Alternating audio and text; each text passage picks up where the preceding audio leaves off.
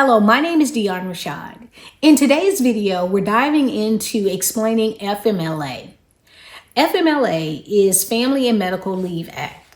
It's an act that allows an employee within the United States up to 12 weeks of unpaid time off. During this time off, your job is protected. And what I mean by protected is that when you return to work, you're given the same job back or a job that's equivalent to the job that you had before you took the time off. Who qualifies for FMLA is an employee who's been with the company for 12 months and have worked 1,250 hours. Now, for the qualification piece, you need the 12 months and the 1,250 hours worked in order to qualify for FMLA. Now, the reason why some will go out on FMLA is for an adoption, a birth, being a family caregiver, or for your own personal medical leave. Now, when I say medical leave for yourself, it's something beyond the common cold, or I just did not feel well today. It's going to be an extended period of time off. Now, let me share with you an example of FMLA and how it works and how you want to make sure that you apply and make sure you have the hours. The first example that I can think of is there was a lady once on my team and she had recently married.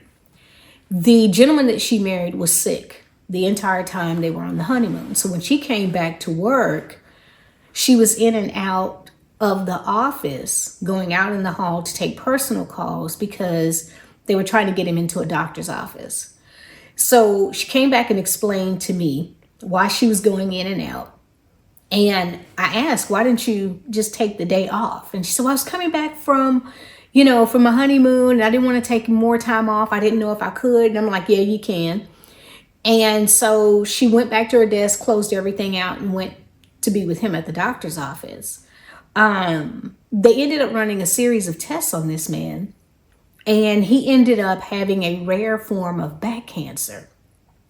Now, she was just distraught, right? Because she had just married this man. He had this illness. And in her mind, in what she communicated to me is that she was going to work and be able to try to go with him to chemo. And it didn't add up to me.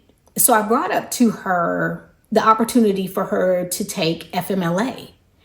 And she had not even thought about taking FMLA. So as her leader, I sat down with her and showed her how to get into policy and procedure, what it would take for her to qualify and be eligible for FMLA, as well as the documents that the company required for her and her physician to fill out to be able to get FMLA.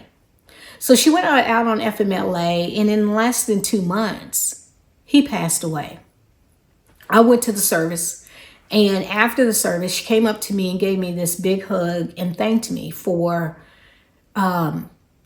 taking the steps to help her qualify for FMLA. Now, she did all the things to qualify for it, but she thought I had helped. But at any rate, because the way in which she was getting ready to do this with him, working and trying to go to the doctor with him, she would have missed out on a lot of opportunity with him.